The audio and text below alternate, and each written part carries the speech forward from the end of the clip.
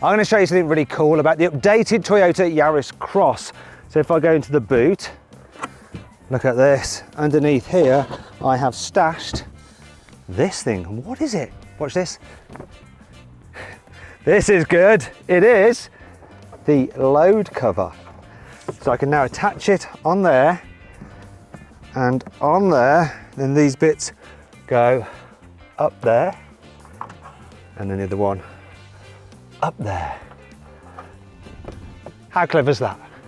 All models get adaptive cruise as standard, and I can press this button here to increase the distance to the car in front. Look, there we go. And I can press that button there to turn on lane keeping assist.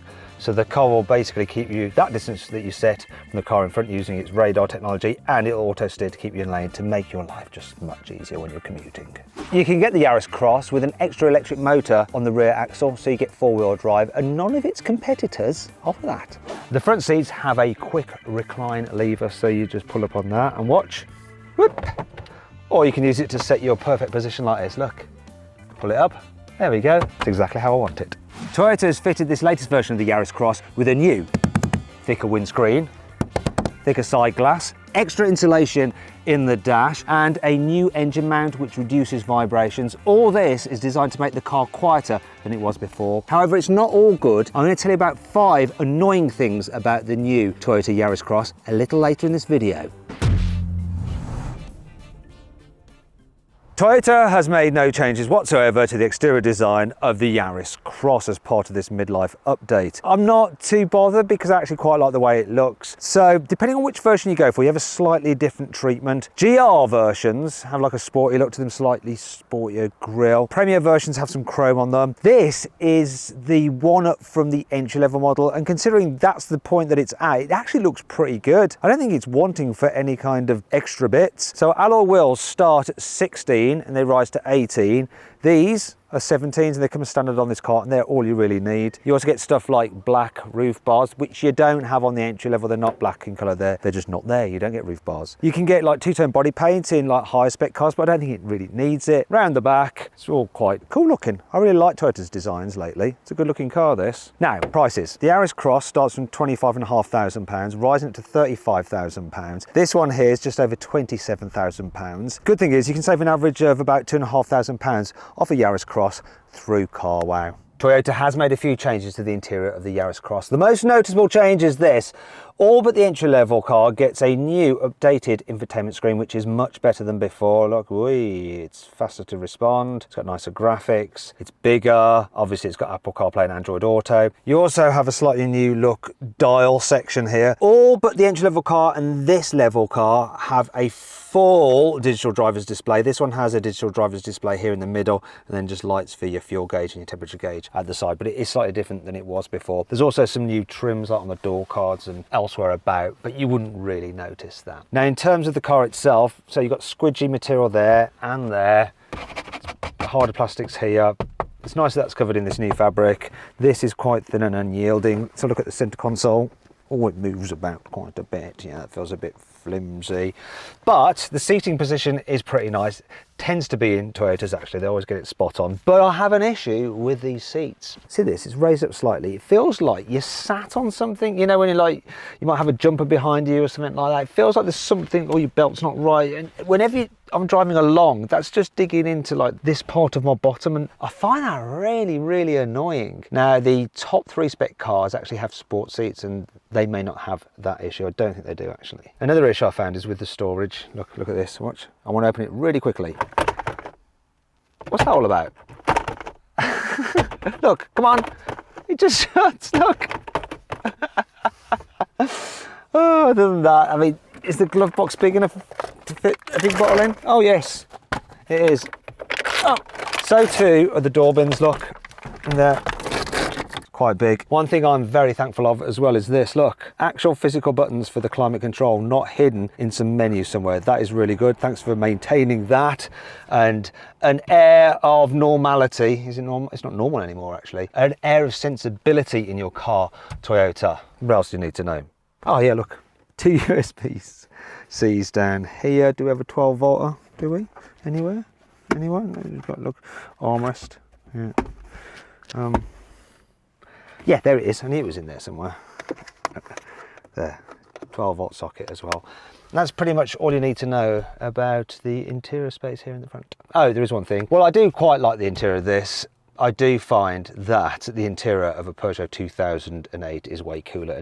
Here in the back seats, headroom is pretty good. People over 6 foot will be fine. Where they may struggle is with knee room. I'm okay, but I've got short legs. If you've got long legs, you're going to find your knees touching the front seat back. But look, because the front seats are raised up, you can at least put your feet underneath them, so there's a decent amount of foot space.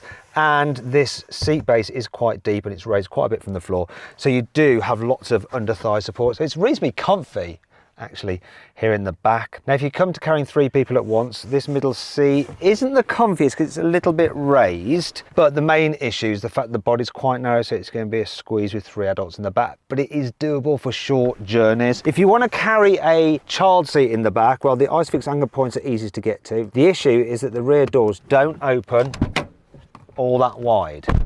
Also, you're going to have to push the front seat forward slightly if you want to fit one of those bulky rear-facing seats. So it's not brilliant, but once again, you can live with it. What is good is this, look, you have some through loading and you have the cup holders there if you want to do it like that. You don't have an armrest, but this is actually quite good on a car in this category to have that through loading feature. Other features you got here, so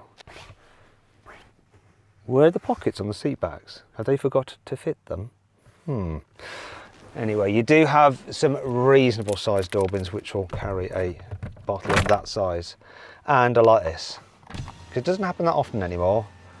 Rear windows that go all the way down. However, I think in terms of back seat space, a Renault Captur is more roomy. The boot capacity of the Yaris Cross is 350 litres, which is one of the smallest in this category. Now, I've already shown you these dividers, so look, that 350 litres is when you're actually using up all of this space, but I want to keep these in place right now to just illustrate this. When you fold down the rear seats, your seat belts don't snag, and as long as your front passenger seat is a bit more forward than that, the seats will fold down easily. And then you have a continuous floor to slide things towards the front if you want to. Makes loading easy. Also, some features in here. Just some hooks to tie things down there and there. And there's a couple more here. And it looks like there's a blank switch there. What is that blank switch for? Actually, do you know what? That brings me on to 5 annoying things about the Toyota Yaris Cross. This design trim version of the Yaris Cross, which is one up from base, has a lot of blanked out switches. Look, blanked, blanked, blanked, and let's look over here. Blankety, blankety, blankety, blankety, blankety, blank. Actually, that takes me back to the 1980s. That's what cars used to have a lot of in the 1980s. Also, look at this. Here's another thing that feels cheap. Where's the light? Where's the light for the vanity mirror? Speaking of feeling cheap, have a listen to this.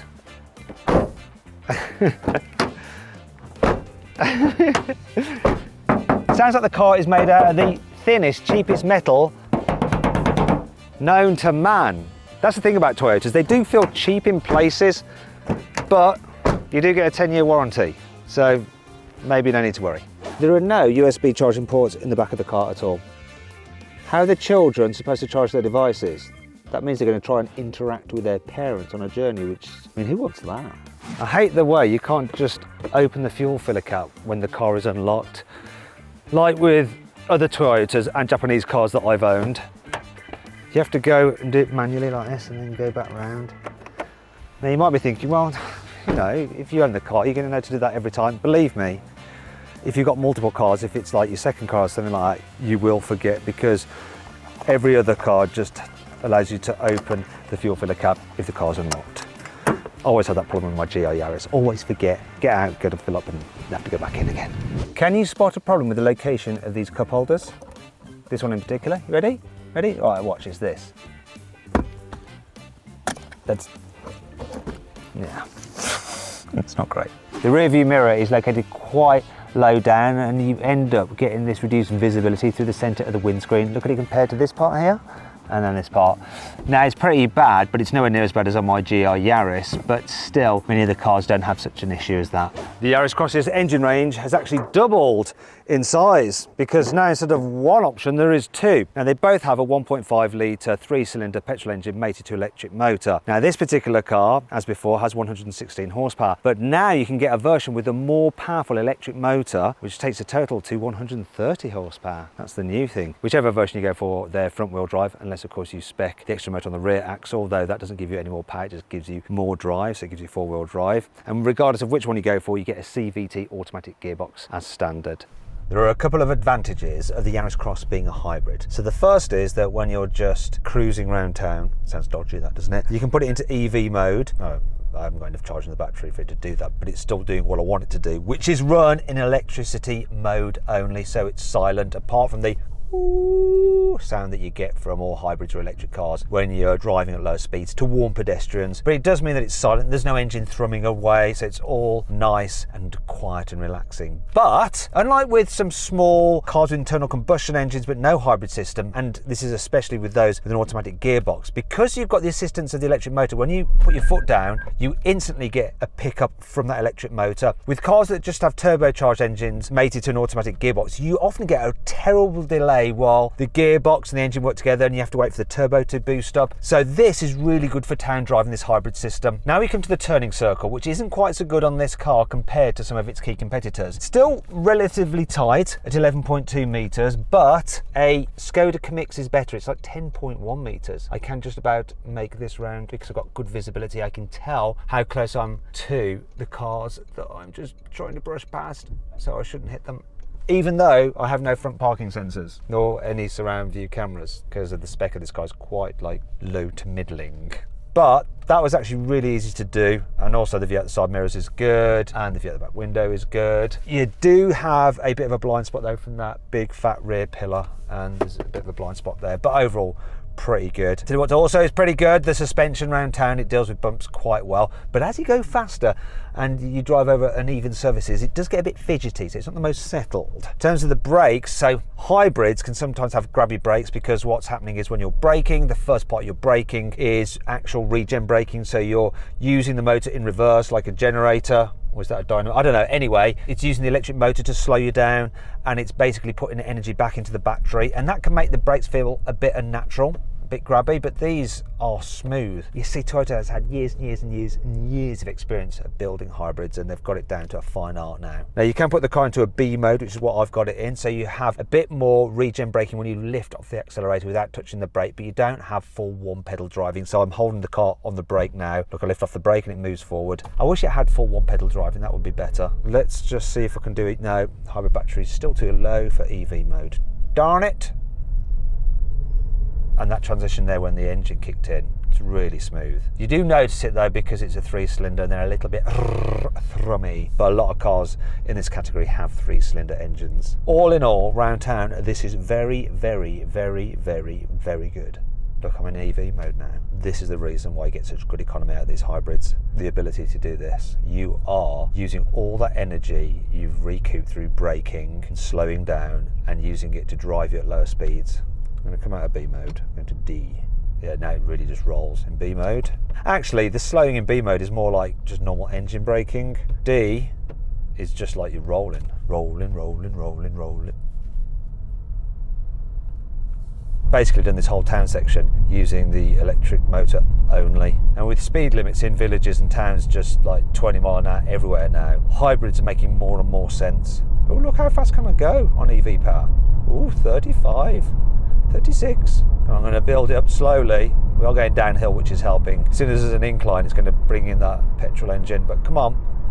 Come on. Oh no, look, the engine just kicked in and I didn't notice it at all. Now I'm going quicker. Can't get my elbows comfy. Every thing you touch is pretty hard. The armrest has a bit of padding on it, but it's still very hard. So Toyota. Hard trim and tinny thin metal, but usually rock solid reliability. Right, we're coming up to a faster bit of road, a 70 mile an hour limit, so I'm going to slow down to 40, draw the throttle and see what the pickup is like. You know, like say if you're trying to filter and join a motorway. So we'll see if this car has enough oomph. So here we go, I'm around 40. I'm in normal mode. Go.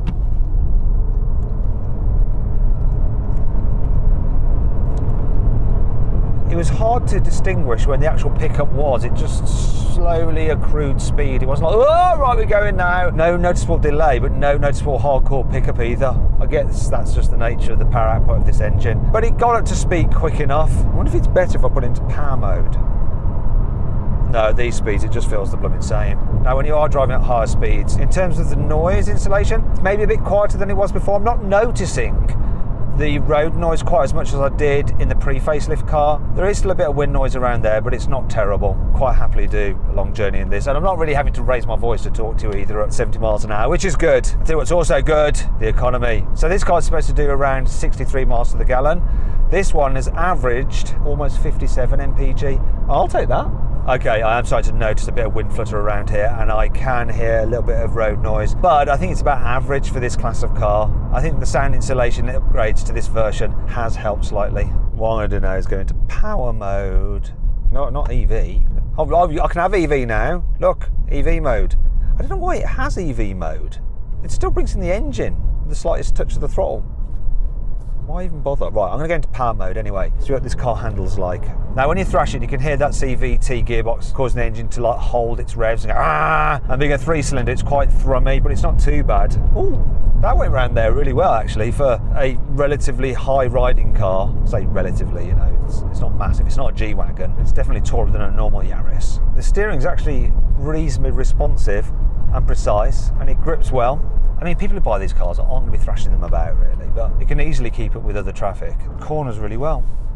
I'm actually surprised. I like this car, you know.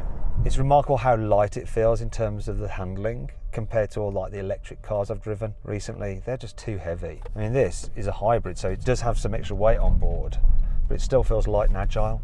This version of the Toyota Yaris Cross should do 0 to 16 in 11.2 seconds. I'm going to find out for myself with specialist timing gear in power mode. Brake boost it, doesn't like that.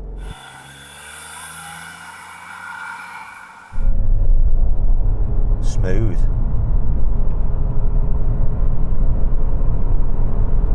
9.59, 9.6. I think they underestimated it. Okay, I'm just going to run the other way to get an average. Brake boost. Really puts its power down well. Well, what power it does have. Okay, 10.29. That's because it's slightly downhill one way, slightly uphill the other, which means that the average is on the screen now. Couldn't do the maths in my tiny little brain. Couldn't. Still good though, right? So then, what's my final verdict on the Toyota Yaris Cross? Should you avoid it, consider it, shortlist it, or just go right ahead and buy it? Well, I reckon you should shortlist it. It's a good all-round and very economical small family SUV. I hope you all enjoyed the video. If you did, give it a like. Let me know what you think of my verdict in the comments below. Click on the windows to watch some more videos and on the CarWow logo to change your car the easy way. Sell your current car through CarWow and buy your next one through us as well at a fair price. Thanks for watching.